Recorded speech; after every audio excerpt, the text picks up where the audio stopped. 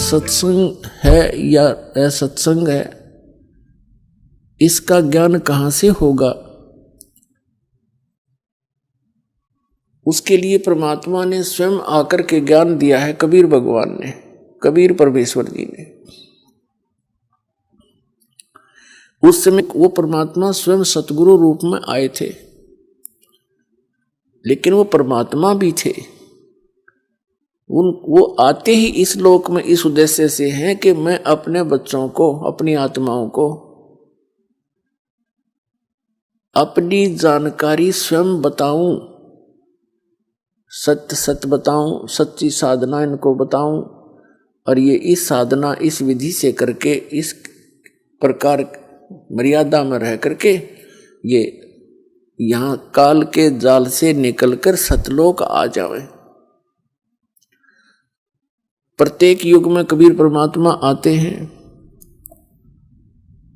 और यही यथार्थ ज्ञान जो दास आपको सुना रहा है, ये उसी परमेश्वर कबीर जी का दिया हुआ है।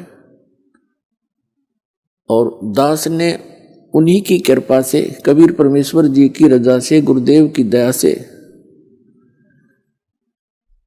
इस ज्ञान को यथावत समझा है और वो आपको सुनाया है। यही ज्ञान परमात्मा चारों युगों में आते हैं, हमें सुनाने की चेष्टा करते हैं, लेकिन उस समय हम उस परमेश्वर पर विश्वास नहीं करते, क्योंकि सतयुग त्रेता द्वापर में हम दुखी नहीं होते। मानव दुखी नहीं होता, उसमें विशेष सुविधाएं रहती हैं। सतयुग में तो बहुत ही पुण्यकर्मी प्राणियों का जन्म होता है, वो पूर्व जन्म की भक्ति युक्त होते हैं। वो जो भी साधना गलत सलत जैसी भी करते रहते हैं, वो ये सोचते रहते हैं कि ये साधना हम कर रहे हैं, इनसे ही हमें ये सुविधाएं और सुख प्राप्त है। उसका कारण भी सत्संग का अभाव है। वो भूल जाते हैं कि प्रारब्ध में जो लिखा हुआ है आप जी को, केवल वही प्राप्त हो रहा है। वर्तमान की साधनाओं से आपको आगे मिलेगा जो तुम कर रहे हो। तो इस कारण से वे परमात्मा के उस यथार्थ ज्ञान को स्वीकार नहीं करते, क्योंकि वो दुखी नहीं। यही स्थिति त्रेता में, यही द्वापर तक रहती है, और कलयुग के प्रथम चरण में भी बहुत ही ठीक सी अच्छी सी आत्माओं का जन्म ही होता है, और यही दशा उनकी रहती है।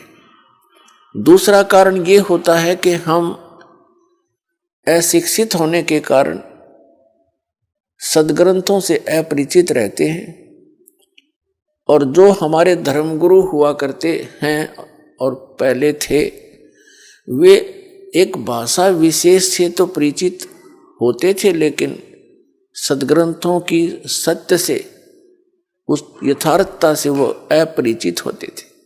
वो हमें केवल दंत कथा लोक वेद सुनाया करते थे और अपना अज्ञान अनुभव ही हमें सुनाया करते थे, और बोला करते वो संस्कृत, और सभी सद्ग्रंथ संस्कृत में ही लिपिबद्ध थे, भाषा संस्कृत में।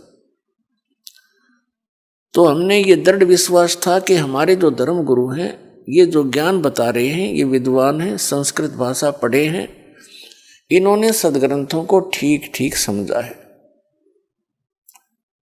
600 वर्ष पहले कबीर परमात्मा स्वयं आकर बताया कलयुग में प्रथम चरण में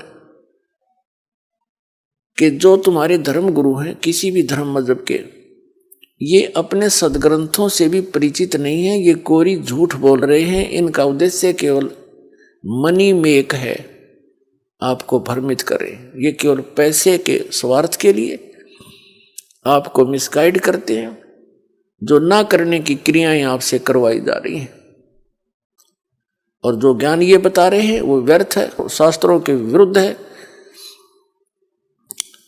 ये तुम्हें तीनों गुणों की पूजा का विधान बताते हैं, जैसे हमारे आचार्य, पवित्र हिंदू धर्म के आचार्य शंकराचार्य, मंडलेश्वर संत महाराज जितने भी थे, उन सबको परमात्मा कहा करते थे कि ये तुम्हें तीनों देवता रजगुण ब्रह्मा सतगुण विष्णु तमगुण शिव जी की जानकारी भी सही नहीं दे रहे हैं।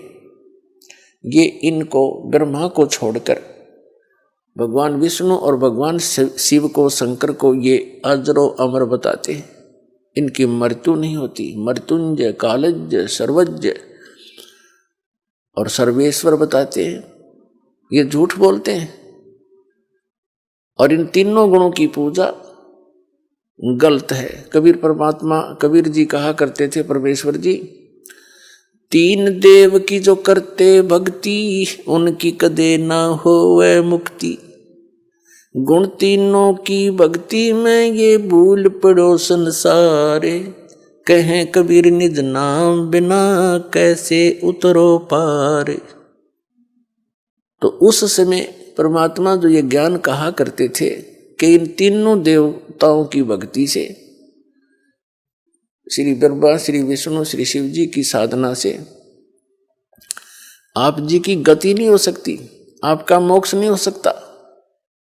और जो नाम तुम्हें ये देते हैं, हरे राम हरे कृष्ण, राधे राधे श्याम राधे सीताराम, ओम नमः शिवाय, ओम भगवते वासुदेव नमः, और भी अन्य सहस्रनामा विष्णु जी का बना के आपको दे रहे हैं, ये मंत्र वास्तविक नहीं है। और वास्तविक नाम के बिना जीव का मोक्ष नहीं हो सकता।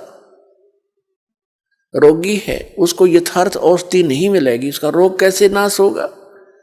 और उसको कोई ऐसे भांग खिलावे है और कहता है मैं तेरा रोग नाश की दवाई दे रहा हूं, तो वैद्य की औषधि को वैद्य ही बताता है। तो उस समय हम अशिक्षित थे, परमात्मा पर अविश्वास हुआ, उनके ज्ञान पर। और हमारे धर्म गुरु जो हमें टोटली सारा का सारा शास्त्र विरुद्ध ज्ञान और साधना समाधान बता रहे थे, उस पर हमें विश्वास रहा।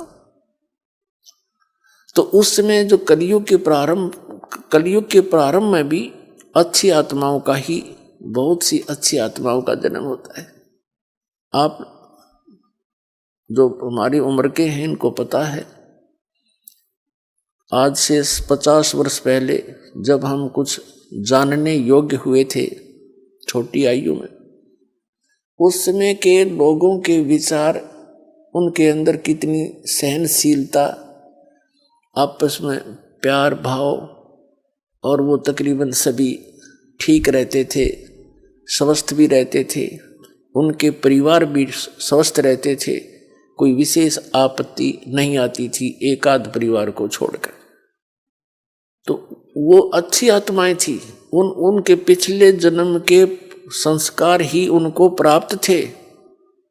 और वो बिल्कुल भक्ति भी नहीं करते थे, क्योंकि दास का जन्म जिस वर्ण में हुआ है, इस किसान जाट वर्ण में, तो भक्ति नहीं करते थे। विशेषकर जो दास का जन्म सोनीपत डिस्ट्रिक्ट हरियाणा में हुआ, तो वहाँ से खूब परिचित है उन व्यक्तियों से। अच्छी आत्माएं थी, कर्मठ थे, उनका विधान केवल इतना ही था, अपना कर ले और खा ले कर दे दे।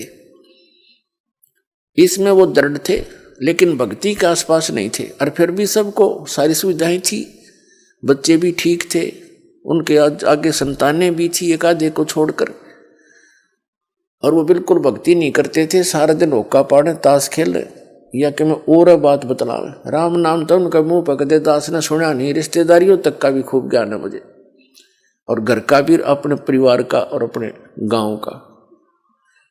क्या हो गया, को सारे गांव में 10-20 व्यक्ति कोई धार्मिक से, वो अलग बात है, वो भक्ति करते हों, वो भी जैसे लोक वेद की। तो कहने का भाव यह है कि वो अच्छी आत्माएं थी।